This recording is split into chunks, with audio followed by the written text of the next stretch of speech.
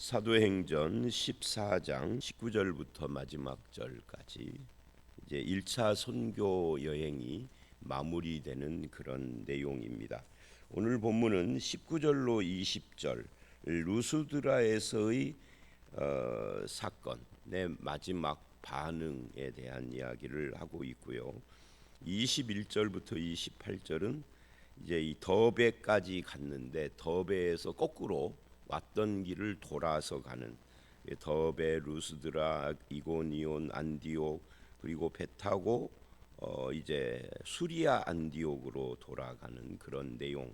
그래서 두 문단으로 오늘 본문은 나누어진다라고 말할 수가 있겠습니다. 먼저 19절로 20절을 보시면 이제 루스드라 사람들의 반응인데 여기서도 역시 둘로 사람들이 나누어졌겠죠. 이 루스드라에서의 유명한 사건, 바울과 바나바를 신이라 하여서 제사를 지내려고 하는데 우리는 너희와 성정이 같은 사람이라, 이런 헛된 일을 버리고 하나님께로 돌아오라고 우리가 복음을 전한 것이다 하고 겨우 말려서 저들이 경배하지 못하도록, 제사하지 못하도록 했던 사건이에요. 그게 18절까지 이야기죠. 그리고 이제 19절로 20절이 그 반응인데 여기에 유대인들이 나와요. 유대인들은 그냥 유대인이 아니라 헬라파 유대인 뭐 그런 뭐 예수 믿은 유대인들이 아니고 예수를 부정하는 그런 유대인들이죠. 그러니까 유대인도 둘로 나뉘는 거예요. 예수를 믿는 사람과 안 믿는 사람. 예수 믿는 사람들 중에 헬라파 유대인이라고 불리우는 그 율법주의자들이 있는 거죠. 근데 이 유대인들은 그냥 예수를 안 믿으니까 철저히 율법적인 그런 사람들이에요. 이들은 바울의 가르침을 받아들이지 않는 거죠. 그래서 이들은 바울이 가는 곳을 뒤쫓아 다녀요. 그래서 거기 보니까 19절에 안디옥과 이고니온에서 와서라고 그렇게 이야기를 합니다. 이 안디옥은 수리아 안디옥이 아니고 비시디아 안디옥입니다.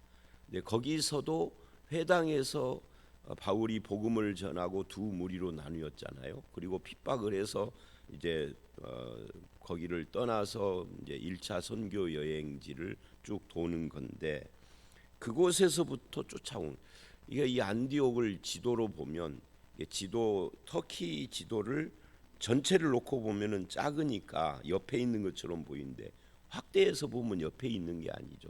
상당한 거리입니다. 그 상당한 거리를 그때는 차도 없을 텐데 걸어서 뭐 말이나 이런 걸 타고 왔는지 그건 모르겠습니다만은, 그러니까 이들은 굉장히 열정적인 거예요. 바울을 핍박하는 데 있어서. 우리가 예수 믿는 것의 열정보다 안 믿는 사람들이 예수님에 대해서 비난하고 복음을 핍박하는 일이 더 열정적으로 하는 일들을 종종 우리도 보잖아요. 근데 이들이 바로 그런 사람이에요. 또 안디옥뿐만 아니라 이고니온에서도 오고 여기까지 쫓아와서 루스드라까지 쫓아와서 이제 바울을 반대하면서 무리를 충동했다. 선동했다는 거죠. 어떻게 충동을 했는지는 말하지 않아요. 뭐 충동 방법이야 여러 가지가 있겠죠. 이들이 가르치는 것에 대해서 비난을 하고 뭐 이런 것이 기본이겠죠. 그래서 유대인들이 이제 그런 충동을 하니 이 루스드라에 있는 사람들이 선동을 당했어요. 그래서 그들이 돌로 바울을 쳐서 죽은 줄로 알고, 이 바울이 죽은 줄로 알고 시외로 끌어내쳤다. 이 말은 성 밖으로 말하자면 내버렸다. 죽은 시체를 내버렸다 했으니까 이 바울이 이게 간단하게 기록을 했지만 돌로 쳐서 맞았을 때 바울의 상태가 굉장히 심각한 겁니다. 오늘날처럼 의료가 있었던 시절도 아닙니다. 그래서 바울을 따르는 사람들, 그들이 이제 20절 제자들, 이 제자들에 대한 이야기는 사도행전을 하면서 제가 계속 같은 이야기를 하죠. 저 자신이 사도행전을 묵상하면서 제자의 개념이 바뀌었던 사람이라. 그래서 이 제자들, 이들은 바로 루스드라에서 예수 믿은 사람들이에요. 그럼 루스드라에 얼마 정도 저들과 함께 있었는지는 모르지만 우리가 생각하는 것처럼 뭐 몇 년씩 있었던 것은 아니에요. 그러니까 다른 지역의 경우를 보면 1주, 2주, 많아봐야 한 3주 정도. 데살로니가 교회에서는 3주 있었다고 명시적으로 그렇게 이야기를 하는데, 이런데도 그 이상 뭐 있어봤자 한 달이나 있었든지 그랬겠죠. 그러니까 아주 짧은 기간의 만남이고 예수를 믿은 거예요. 이제 우리로 말하면 겨우 세례받은 사람 정도 되는 거죠. 그런데도 그들을 제자들이라고 그래요. 그러니까 제자들이라는 말이 예수를 믿고 보고 배우고 따르고 닮는다. 그러니까 그 예수님을 배우고 따르고 닮는 사람을 제자라고 하는 거거든요. 그래서 그런 기준으로 보면 우리처럼 여기 계신 분들 이렇게 쓱 볼 때 아무리 짧은 사람도 한 1년 됐잖아요. 그리고 더 많은 분들은 몇십 년 되셨잖아요. 몇십 년. 그러면 예수님을 배우고 따르고 닮아야 하는 거라고요. 배우는 것이야 뭐 측정이 불가능하지만 따르는 것은 보이잖아요. 예수를 따르는 사람인지 아닌지. 닮는 거, 이건 참 쉽지 않은 거죠. 그 사람을 보면 예수님이 보여, 예수님 같아 하는 사람이 되어야 한다는 거죠. 그런데 이 제자들이라고 하는 이 표현 앞에서 우리는 우리 자신을 너는 예수를 배우고 따르고 닮는 사람이냐라고 스스로에게 물어봐야 할 뿐만 아니라 나는 그런 사람일까 하고 질문을 해봐야 한다는 거예요. 그렇지 않으면 우리의 신앙이 바른 방향으로 가지 않은 거죠. 예수를 안 닮고 있다면.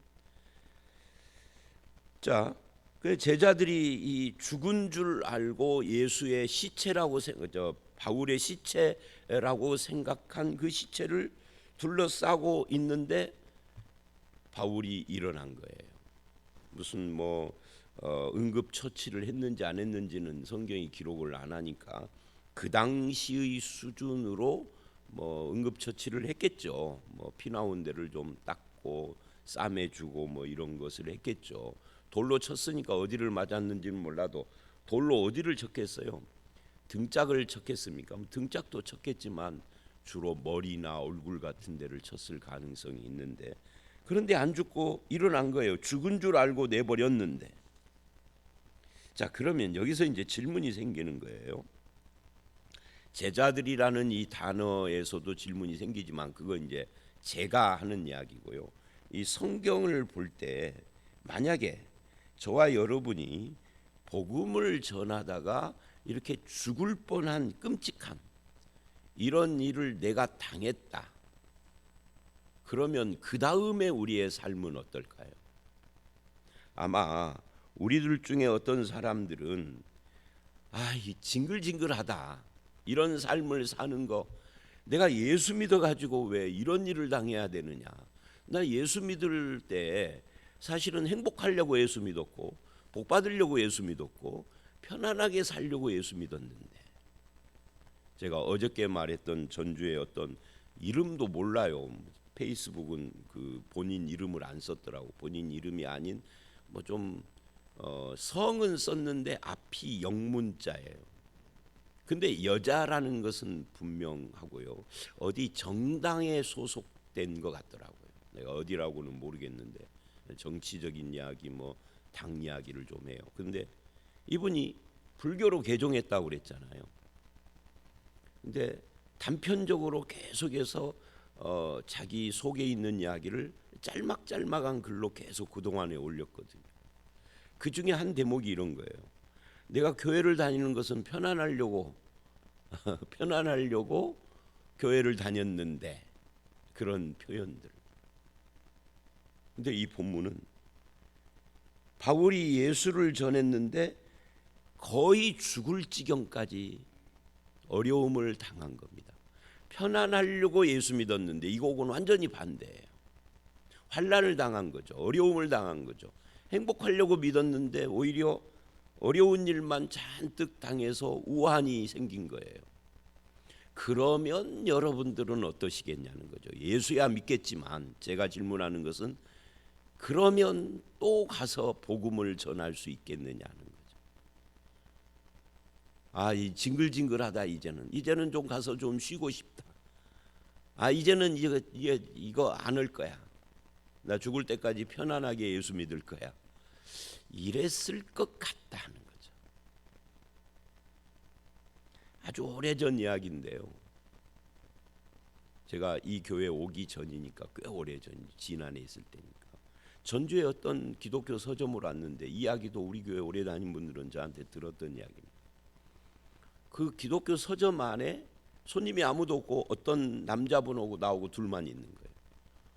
저는 이제 사람이 여러분 보시기에 어떤지 몰라도 저 스스로 제가 저를 생각할 때 저는 좀 숙기가 없는 사람. 처음 보는 사람한테 그냥 막 말 걸고 이런 걸 절대 못하는 사람입니다.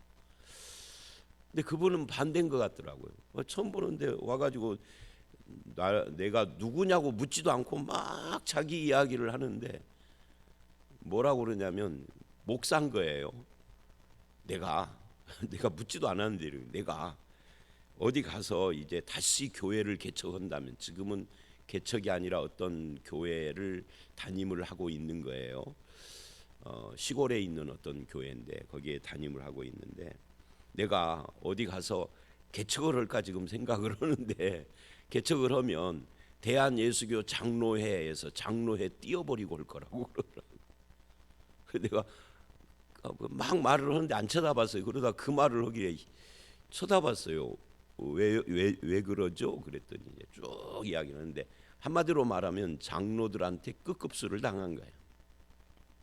장로회를 띄워버리고 개척을 하겠다는 간판을. 우리는 그런데 그 급수라는 게 뭐 무슨 돌에 맞아 죽을 뻔하고 이 정도는 아니잖아요. 그냥 회의할 때 기분 나쁜 이야기를 계속 듣고 뭐 이 정도겠죠. 근데 바울은 지금 복음 전하다가 거의 죽을 지경이 돼서 성 밖에 시체를 내버린 상태예요. 그런데 일어나서 그 성에 들어갔다가 이튿날 바나바와 함께, 아마 바나바는 안 당했던 것 같아요. 왜냐하면 바울이 말하는 자니까. 바나바는 옆에 그냥 서 있는 자고. 더베라는 곳으로 가요. 이 더베가 이제 1차 선교의 마지막 지역입니다. 그리고 그 다음 21절 이하를 쭉 보면은 그 더베로 가서 여전히 복음을 전해요. 복음 전하다가 끝급수를 당하고 어려움을 당하고 환난을 당해서 죽을 뻔하고 무슨 뭐 금전상 불이익을 당하고 복음을 전하다가 좋은 꼴을 전혀 못 봤는데 그래도 여전히 복음을 전하는 바울하고 우리를 비교해 보라 하는 거죠. 정말 우리에게 주신 이것이 하나님이 주신 소명이고 그것에 대한 나의 사명의 반응이라고 한다면, 내가 이 길을 가는데 어떤 일을 당해도 이 길을 가는 것을 포기하거나 굽힐 수가 없는 거죠. 이것이 옳다면, 이것이 생명이고 이것이 진정 복음이라면 이것이 흔들리거나 포기할 수 없는 거예요. 방향을 바꿀 수도 없는 거예요. 그게 하나님의 뜻이라면, 그것이 목사이기 때문이 아니라 믿는 사람은 다.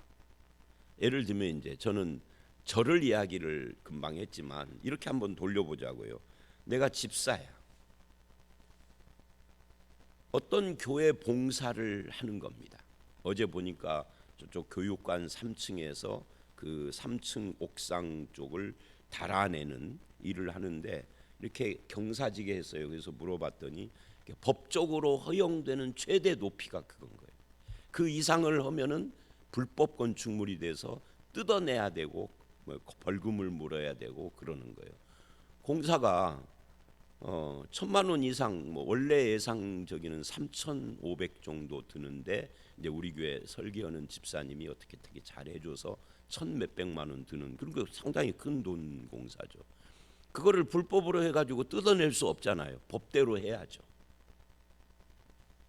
하여튼 그런 공사를 하는데 이 공사를 했는데 욕을 먹었다든지 공사를 하다가 사고를 당했다든지 공사를 했는데 목사가 와가지고 잔소리를 하면서 왜 이따위로 했어 한다든지 그러면 우리는 어떻게 할 것 같아요?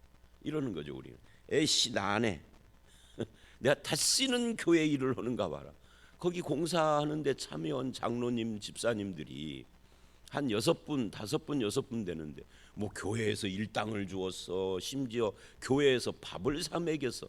그래서 제가 어제 10만 원 가지고 와서 식사하시라고 드리고 왔는데 뭐 교회에서 뭐가 나온 것도 없잖아. 그런데 뒤에서 뭐라 그러고 막 욕하고 불평을 하고 그러면 에이씨 나 안 해 하고 툴툴 털어버리고 아니면 나 이런 교회 안 다녀 그럴 가능성이 농후하잖아요. 누가 저 말고 여러분이. 저는 안 그럴 거거든요. 제가 여러분들이 나한테 뭐 비판을 하고 뭐 욕을 하고 뒤에서 뭐 노재석이가 어쩌고 한다고 그래서 난 목회 그만둘 생각 없거든요. 그동안 그렇게 왔고 여러분 지금까지 목회하는 중에 뒤에서 저 욕한 사람 있을까요? 없을까요? 많죠. 제가 알까요? 모를까요? 다는 몰라도 많이 알아요. 저를 욕하는 사람들. 어쩌면 이 중에도 있는지도 몰라요. 한 번쯤 저 욕한 사람. 그것까지는 제가 뭐 알 수 없지만. 그런다고 해서 내가 이 길을 포기하냐고요. 하나님이 부르셨는데. 그럼 여러분도 그건 마찬가지다. 집사도. 아니 욕 한마디 지금 바울은 돌에 맞아 죽을 뻔했는데도 그 길을 가는데 몇몇 사람들이 나한테 무슨 좀 부정적인 이야기 좀 했다고 내가 에이씨 할 것이냐 그 말이죠. 바울은 아니다. 바울만이냐 참 믿음의 사람은 아니다. 그렇게 하지 않는다. 이 성경을 읽을 때 그냥 쓱쓱 읽으면 그래서 저는 성경을 통독하는 걸 별로 좋게 생각 평독하는 것을 좋게 말고요. 그렇게 크게 권면을 하지 않습니다. 평생 한 번이나 2번 정도는 통독을 하시라. 그러나 성경은 자세히 읽어야. 쓱 읽어서는 그냥 뭐 이런 일이 있었대. 나한테 무슨 영양가가 아무것도 없는 거예요.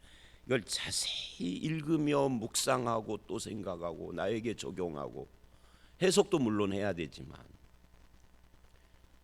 그래야 성경이 살아 역사하는 거죠.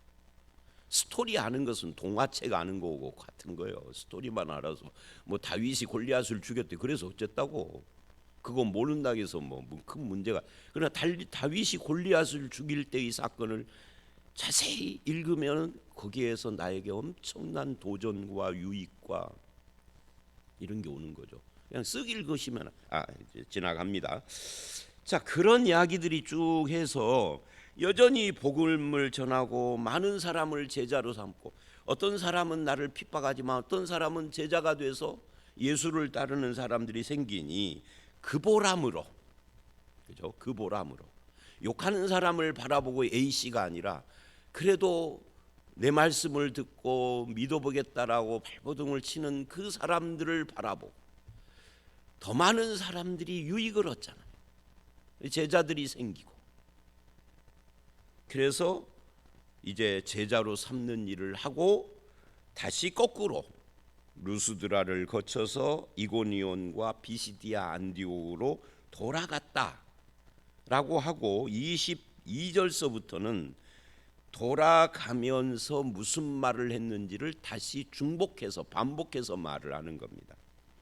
자, 여기서 이제 또 질문이 또 생겨요. 어떤 질문이 생기느냐면 아니 어제도 말한 것처럼 이 더베라고 하는 여기서 산 하나를 넘어가면 바울의 고향이 나오고 다소에서 조금 더 남쪽으로 내려가면 원래 출발지인 수리아 안디옥이 나와요.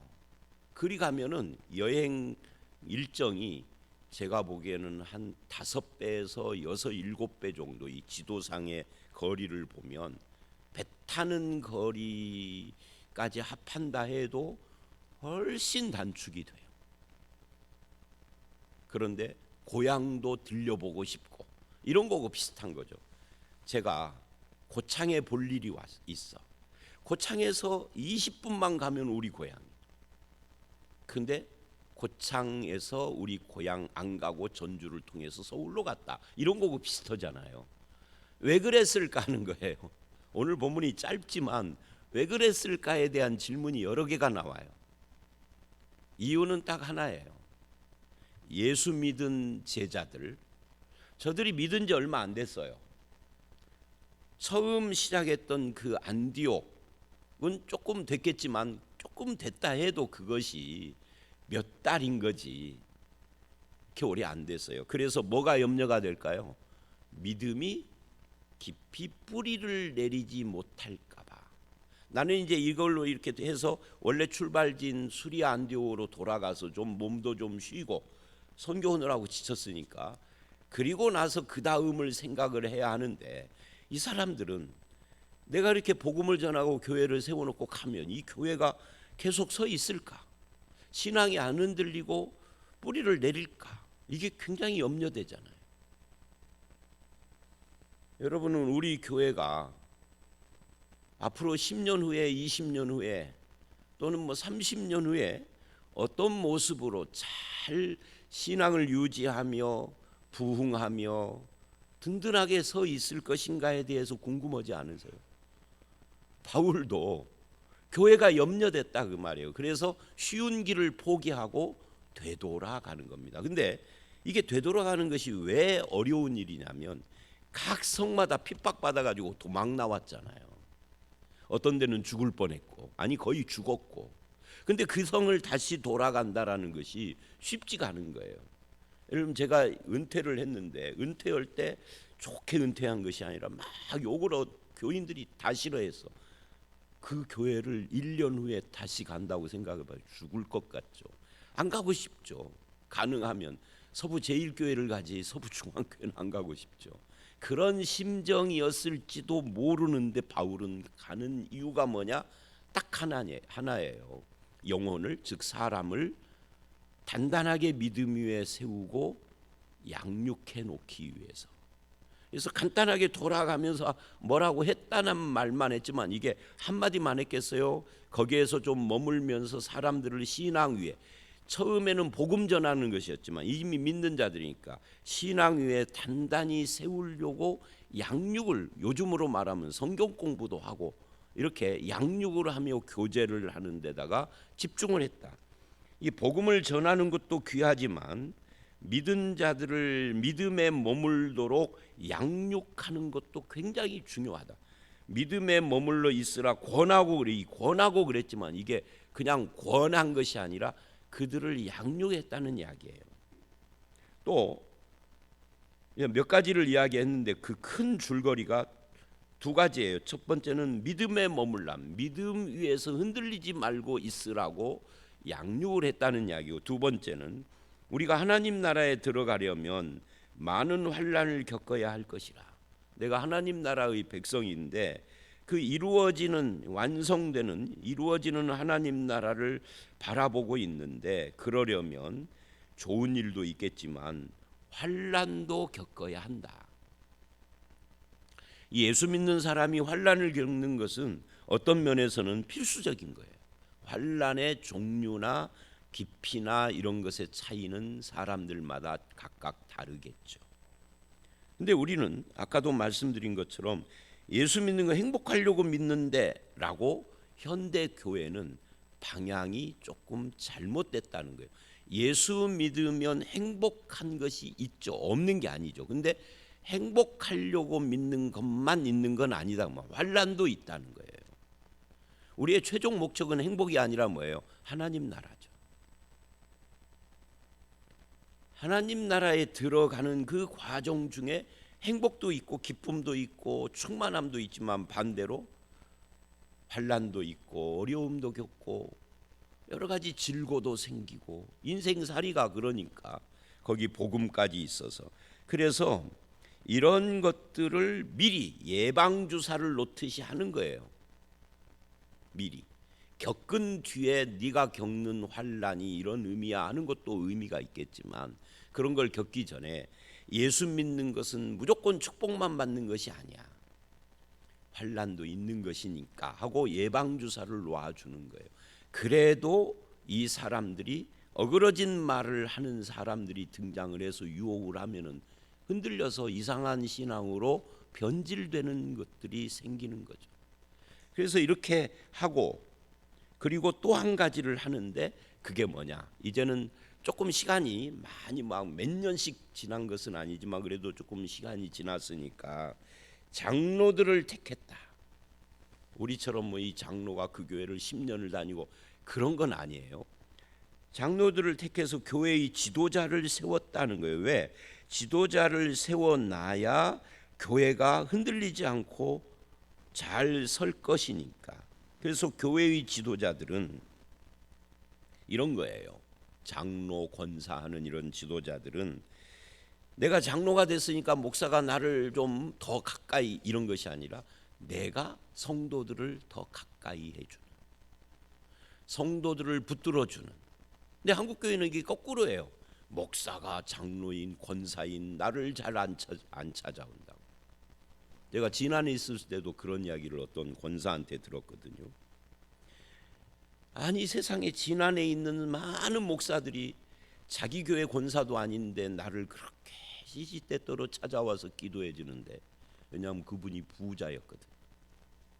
소문으로는 지난해 있는 교회 모든 목사가 노재석 자기 교회 담임 목사 빼놓고는 다 그분에게 매달 정기적으로 봉투를 받는데 엄청난 부자였거든.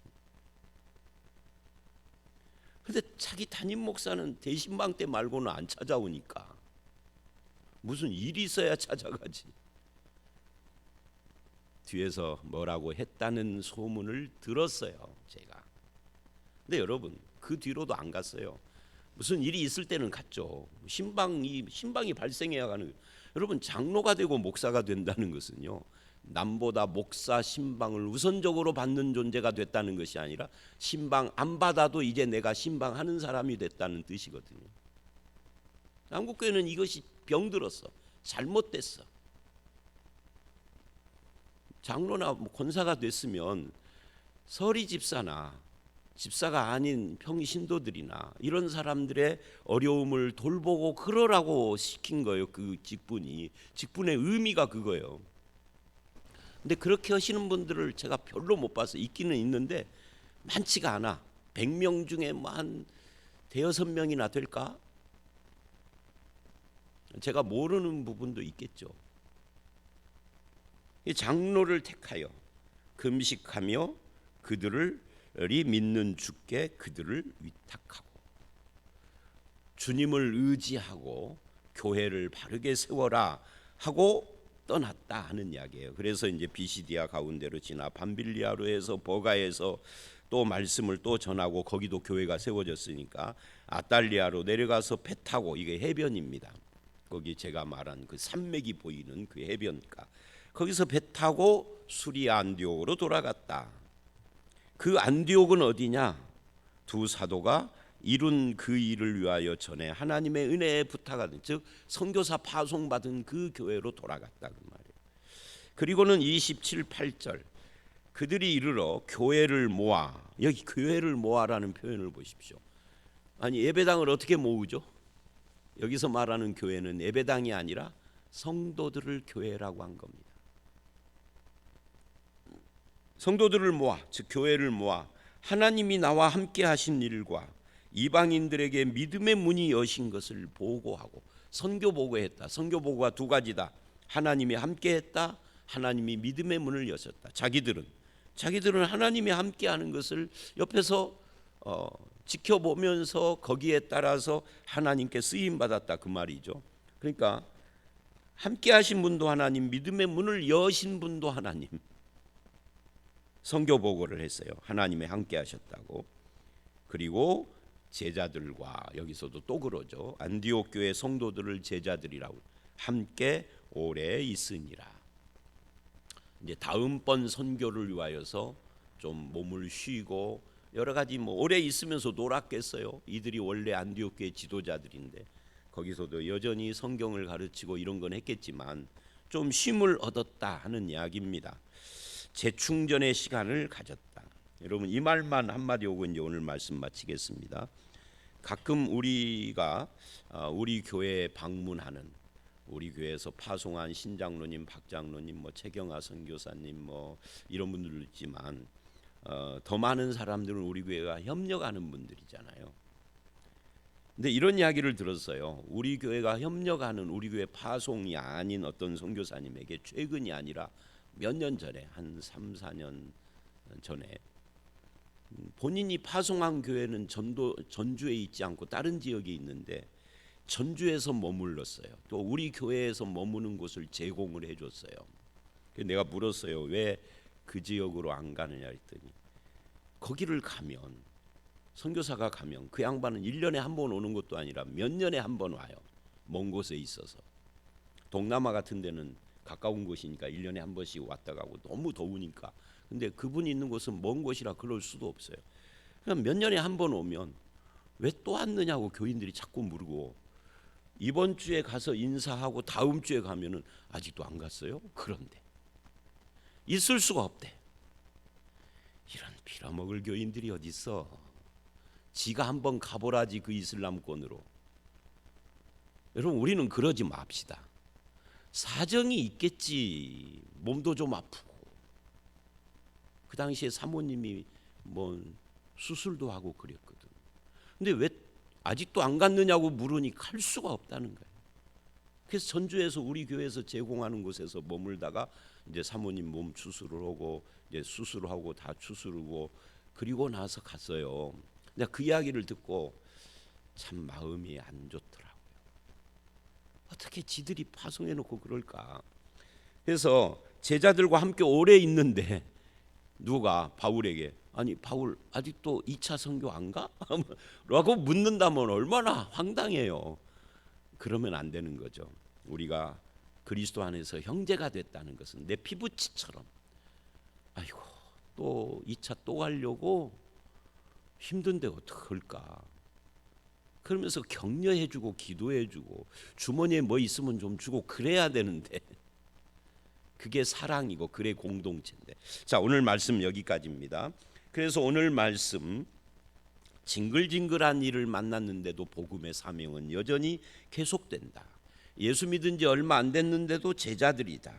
그리고 바울은 되돌아가는 이유가 이들을 믿음으로 양육하고 환난도 겪어야 된다라고 예방주사를 놓고 교회의 지도자를 세우기 위해서 그렇게 했다 하는 이야기들을 봤습니다. 그리고 다시 돌아와서 좀 오래, 이 오래가 얼마나 되는지는 몰라도 뭐 몇십 년이 아니고 조금 오래 있으면서 재충전을 하고 그 사이에 15장 이야기가 이제 발생을 하는 거죠. 하나님이 함께 하신 선교 보고를 하는 이런 장면까지 봤습니다. 저와 여러분의 삶에서도 온전히 예수 그리스도의 제자된 삶을 살아가시는 그런 성도들이 되시기를 주의 이름으로 축원합니다. 함께 기도하겠습니다.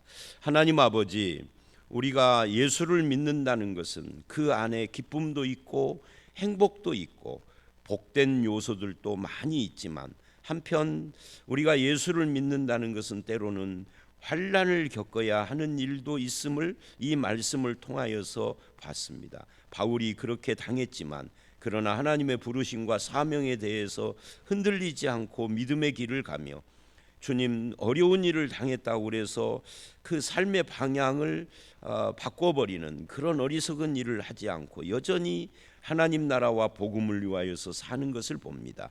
우리도 꿋꿋한 믿음을 가지고 살아가는 성도들이 되게 하여 주시옵소서. 예수를 보고 배우고 따르고 닮아가는 그 길에 흔들리지 않도록 우리를 붙잡아 주시옵소서. 주님과 함께 하시기를 원하옵고 또 교회에 세운 직분의 의미가 무엇인지도 깨닫고 바르게 주를 봉사하고 교회를 섬기는 우리 모두로 삼아 주실 줄 믿사오며 예수님 이름으로 기도드렸사옵나이다. 아멘.